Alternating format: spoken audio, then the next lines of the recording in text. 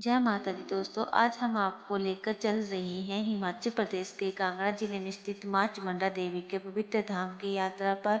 यह मंदिर 51 शक्तिपीठों में से एक माना जाता है और हर साल लाखों श्रद्धालु यहां माता जी के दर्शन के लिए आते हैं।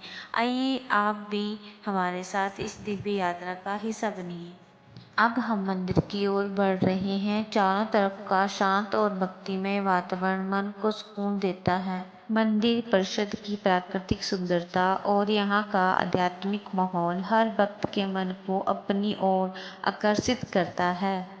अब चलिए माँ चामुंडा के पवित्र दर्शन करते हैं। आप भी कमेंट में जय माता दी जरूर लिखें और माँ का आशीर्वाद प्राप्त करें। भारत के उत्तर में हिमालय पर्वत की घाटियों और पहाड़ी ढलवानों पर बसा हिमाचल प्रदेश एक पहाड़ी प्रदेश है।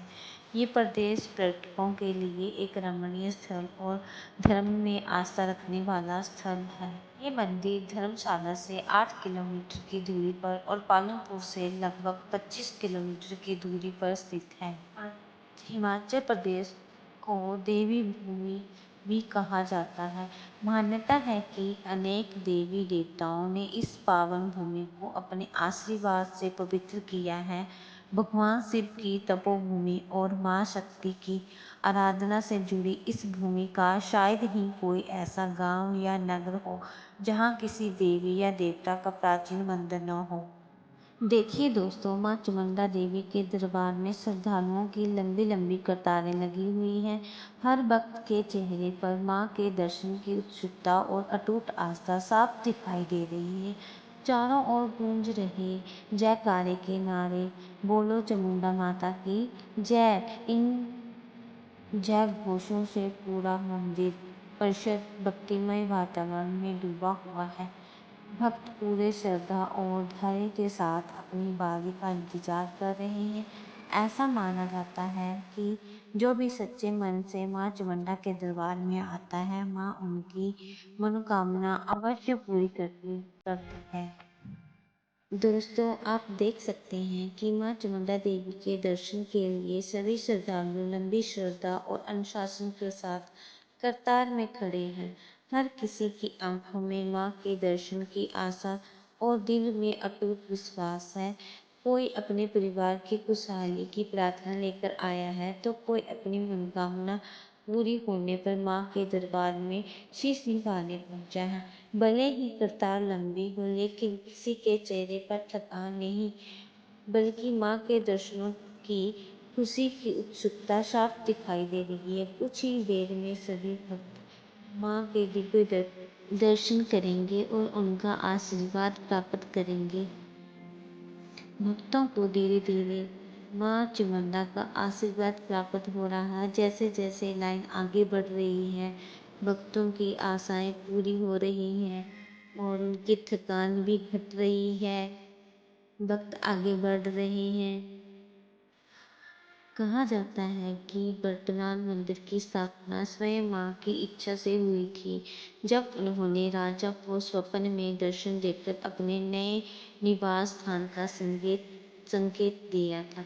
आइए इस पावन यात्रा में आगे बढ़ते हैं और माँ चामुंडा की महिमा, इतिहास और चमत्कारों के बारे में विस्तार से जानते हैं। माँ चामुंडा के इस धाम से जुड़ी अनेक पौराणिक कथाएं और लोक मान्यताएं आज भी लोगों के बीच जीवित हैं। कहा जाता है कि वर्तमान मंदिर की स्थापना स्वयं माँ की इच्छा से हुई थी, जब उन्होंने राजा को स्वप्न में दर्शन देकर अपने नए निवास स्थान का संकेत दिया था। लोक कथा के अनुसार माता ने राजा को स्वप्न में दर्शन देकर उस स्थान का संकेत दिया जहां नया मंदिर स्थापित किया जाना था। साथ ही उन्होंने ये भी बताया कि उस स्थान की धरती के नीचे उसकी एक दिव्य प्रतिमा दबे होने की अवस्था में विराजमान है। माता ने आदेश दिया कि उसी प्रतिमा को निकाल कर नए मंदिर के गर्भगृह में विधि विधान के साथ स्थापित किया जाए और उसी स्वरूप को पूजा अर्चना की जाए। राजा और मंदिर के पुजारियों ने माता की आज्ञा का पालन करते हुए उस स्थान पर खुदाई करवाई। कुछ समय के बाद वहां से मां की दिव्य प्रतिमा प्राप्त हुई। वैदिक रीति रिवाजों के अनुसार उस प्रतिमा की प्राण प्रतिष्ठा कर वर्तमान चामुंडा देवी मंदिर का निर्माण किया गया। इसके बाद श्रद्धालुओं के लिए वर्ष भर मां के दर्शन करना सरल और सुगम हो गया। माँ चामुंडा अनेक परिवारों की कुलदेवी और इष्ट देवी मानी जाती है। आज भी अनेक श्रद्धालु विवाह, नामकरण, गृह प्रवेश तथा अन्य शुभ संस्कारों से पहले माँ के दर्शन कर उनका आशीर्वाद प्राप्त करते हैं। पौराणिक मान्यता के अनुसार माँ चामुंडा काली अथवा माँ चंडी का ही एक उग्र और दिव्य स्वरूप है। इसका वर्ण दुर्गा सप्तशती में भी मिलता है। कथा के अनुसार एक समय शंभु और निशंभु नामक दो अत्यंत शक्तिशाली एवं अत्याचारी असुरों ने देवताओं को पराजित कर स्वर्ग पर अधिकार कर लिया। पराजित देवता भगवान विष्णु, भगवान शिव और भगवान ब्रह्मा के पास पहुँचे और अपनी व्यथा सुनाई। देवताओं का दुख देखकर आदिशक्ति प्रकट हुई और उन्होंने दैत्यों का संहार करने का संकल्प लिया। इसके बाद देवताओं और असुरों के बीच भीषण युद्ध आरंभ हुआ। इस महायुद्ध में अनेक देवी शक्तियां भी आदिशक्ति के साथ सम्मिलित हुई। युद्ध के दौरान शंभु और निशंभु के दो पराक्रमी सेनापति चंड और मुंड अपने भयानक अस्त्र शस्त्रों से देवी की सेना पर प्रचंड आक्रमण करने लगे। उनके भीषण प्रभावों से देवी की सेना में कुछ समय के लिए भय और अस्थिरता उत्पन्न हो गई। ये सब देखकर माँ काली, जो युद्ध भूमि में अपने अखंड से असुरों का संहार कर रही थी, स्वयं चंड और मुंड के सामने आ खड़ी हुई। माँ के विकराल और तेजस्वी स्वरूप को देखकर भी चंड और मुंड अपने बल के अहंकार में हंसने लगे। जब माँ काली ने उन्हें युद्ध की चुनौती दी, तब दोनों असुर एक साथ उन पर टूट पड़े, किंतु माँ चंडी ने उनके प्रत्येक प्रहार को निःशस्त्र कर दिया। और फिर आरंभ हुआ एक ऐसा भीषण संग्राम जिसने अधर्म के अंत की भूमिका तैयार कर दी। तभी से माँ चामुंडा को अधर्म का नाश करने वाली, अपने भक्तों की रक्षा करने वाली और शक्ति का प्रतीक माना जाता है। माँ चामुंडा के दर्शन करने के बाद जब आप मंदिर परिसर में आगे बढ़ते हैं तो सामने बहती पवित्र बाणगंगा नदी आपका मन मोह लेती है। पहाड़ों से उतरता स्वच्छ और ठंडा जल, चारों ओर हरियाली और शांत वातावरण इस स्थल को बेहद मनमोहक बना देता है। नदी के किनारे बैठकर बहते पानी की मधुर ध्वनि सुनना अपने आप में एक अलग ही अनुभव है। ऐसा लगता है जैसे प्रकृति स्वयं भगवान का भजन गा रही हो। यहाँ आने वाले श्रद्धालु कुछ समय शांति से बैठकर माँ का स्मरण करते हैं और अपने मन को सुकून देते हैं। मंदिर परिसर में सुंदर उद्यान और घूमने के लिए व्यवस्थित रास्ते भी बने हैं। यहाँ बच्चे, बुजुर्ग और परिवार सभी प्रकृति के बीच आनंद लेते दिखाई देते हैं। यहाँ बना खूबसूरत स्विमिंग पूल बच्चों के चेहरे पर प्यारी मुस्कान ले आता है। बच्चे खुशी खुशी पानी में खेलते हैं और हर पल का आनंद लेते हैं। बारिश की हल्की हल्की फुहारें इस जगह की खूबसूरती को और भी बढ़ा रही है। चारों तरफ हरियाली, साफ सुथरे रास्ते और ठंडी ठंडी हवा इस यात्रा को यादगार बना रही है। अगर आप भी माँ चामुंडा देवी के दर्शन के साथ प्रकृति की खूबसूरत और बारिश का आनंद लेना चाहते हैं तो एक बार यहाँ जरूर आइए। सारा आपने देख लिया होगा।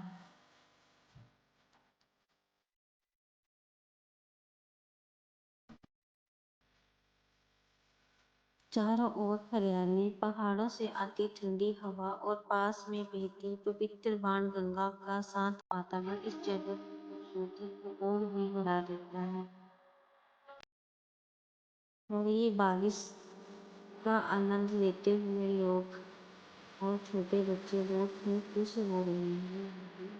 और जो वीडियो बना रहे लोग, वो छाता लेकर स्विमिंग पूल का वीडियो बना रहे थे।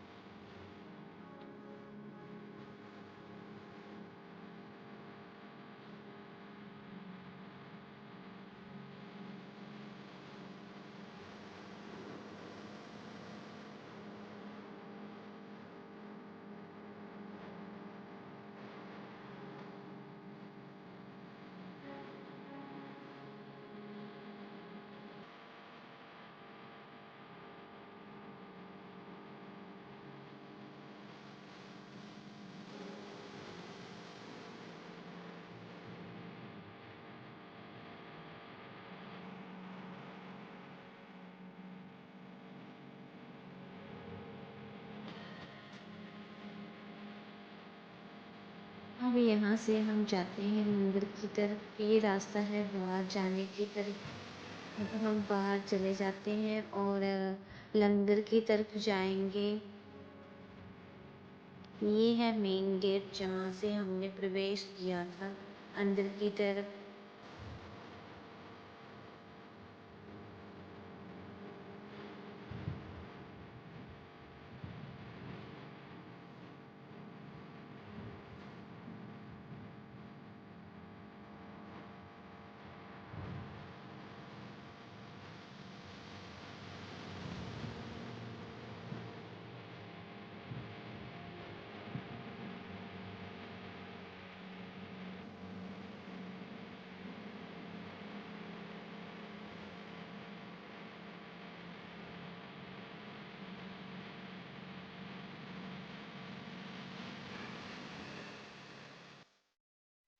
अब हम जा रहे हैं लंगर के हॉल की तरफ, जहाँ पे हम लंगर का प्रसाद ग्रहण करेंगे।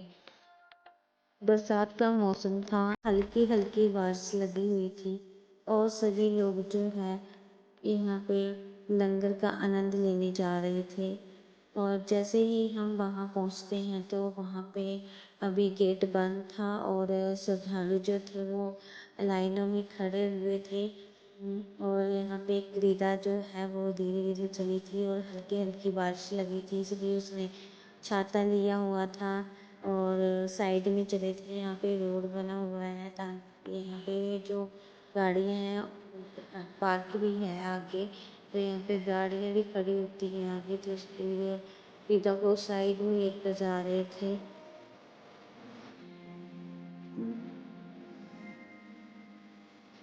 चलो हम पहुंच गए लंगर हॉल के बाहर और फ़रीदा यहाँ पे मस्ती कर रही है। यहाँ पे बारिश लगी थी हल्की हल्की, ये बारिश का आनंद ले रही थी। और यहाँ पे जो लोग खाना खा चुके थे वह जा रहे थे दूसरी साइड, और जिन्होंने खाना खाना था तो वो लाइनों में लग गए थे। यहाँ पे जैसे ही गेट खुलता है उसका इंतज़ार करते हैं।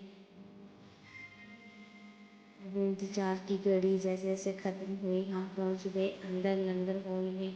यहाँ पे हमने अपने अपने लिए एक एक प्लेट गिलास में पानी वो ले लिया। सभी श्रद्धालु जो थे वो शांति से पंक्ति में बैठ गए थे। वे अपने लिए प्लेट्स खुद लेकर आ रहे थे।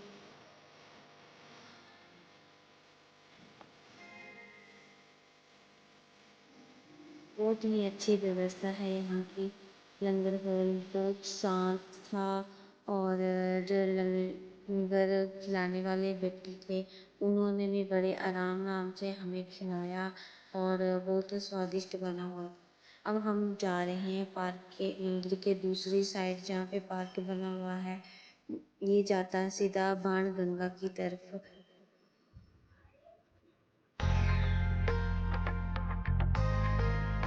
माँ चामुंडा देवी के पीछे की ओर जाने वाला ये रास्ता आपको एक बेहद खूबसूरत जगह पर ले जाता है। चारों तरफ हरियाली, हरी भरी घास और शांत वातावरण मन को सुकून देते हैं। ये पार्क बहुत ही सुंदर है। इसमें जो घास लगी है वो बरसात के दिनों में इतनी अच्छी लगती है। यहाँ पे चलना, हल्की हल्की बारिश हो और उसका आनंद लेते लोग नीचे की तरफ जाते हैं और रास्ता बहुत ही सुंदर, साफ, स्वस्थ दिखाई दे रहा था।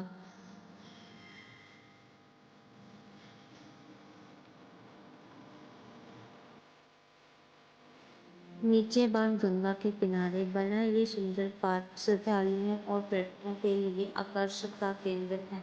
यहाँ हल्की हल्की बारिश ने मौसम को और भी सुहावना बना दिया। आप देख सकते हैं कि बहुत से लोग यहाँ बने स्विमिंग पूल में स्नान का आनंद ले रहे हैं, जबकि कुछ लोग बैठकर इस प्राकृतिक सुंदरता और ठंडी हवाओं का आनंद उठा रहे हैं। अगर आप भी माँ चामुंडा के दर्शन करने आए तो इस मनमोहक स्थान पर कुछ समय जरूर बिताएं। आप देख सकते हैं कि इस पुल के नीचे पवित्र बाणगंगा का निर्मल जल कल कल बह रहा है। पानी की मधुर आवाज और चारों ओर फैली हरियाली इस स्थान को और भी शांत और मनमोहक बना देती है। हल्की हल्की बारिश के बीच बेटीवान गंगा का ये दृश्य सचमुच मन को सुकून देने वाला है। श्रद्धालु यहाँ रुककर इस प्राकृतिक सुंदरता का आनंद लेते हैं, फोटो खिंचवाते हैं और माँ चामुंडा का स्मरण करते हुए कुछ पल शांति से बिताते हैं।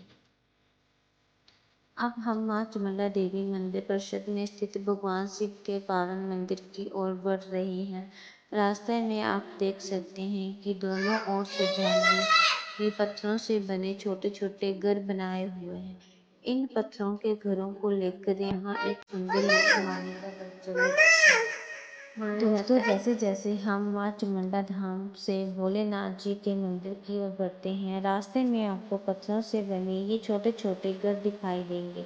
श्रद्धालु इन्हें अपनी आस्था और विश्वास के प्रतीक के रूप में बनाते हैं। मान्यता है कि सच्चे मन से इन पत्थरों को सजाकर अपनी मनोकामना मांगी जाए तो भगवान उनकी सुनते हैं और जीवन में सुख समृद्धि का आशीर्वाद मिलता है। इन छोटे छोटे पत्थरों के घरों में सिर्फ पत्थर ही नहीं बल्कि लोगों की उम्मीदें, विश्वास और भक्ति भी जुड़ी होती है।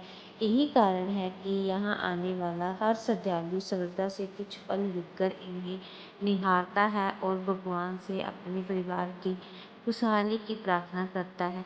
सचमुच ये दृश्य इस पवित्र धाम को की आस्था और भक्ति को और भी सुंदर बना देता है। इन छोटे छोटे पत्थरों को देखकर ऐसा लगता है जैसे श्रद्धा ने अपनी एक छोटी सी दुनिया बसाई हो। हर पत्थर किसी न किसी भक्त की आस्था, विश्वास और मनोकामना का प्रतीक है। लोग बड़ी श्रद्धा से एक एक पत्थर जोड़ के इन्हें घर बनाते हैं। हम पहुंच गए हैं मंदिर के अंदर। मंदिर के सामने विराजमान नंदी महाराज भगवान शिव के परम भक्त और उनके वाहन माने जाते हैं। ऐसी मान्यता है कि भक्त अपनी मनोकामना नंदी महाराज के कान में कहते हैं और नंदी उसे भोलेनाथ तक पहुंचा देते हैं। इसलिए यहाँ आने वाला हर श्रद्धालु पहले नंदी महाराज को प्रणाम करता है और फिर भोलेनाथ जी की आराधना करता है। आइए हम भी श्रद्धा और विश्वास के साथ भगवान शिव और नंदी महाराज को प्रणाम करें। अगर आपको हमारा वीडियो अच्छा लगे तो लाइक करें।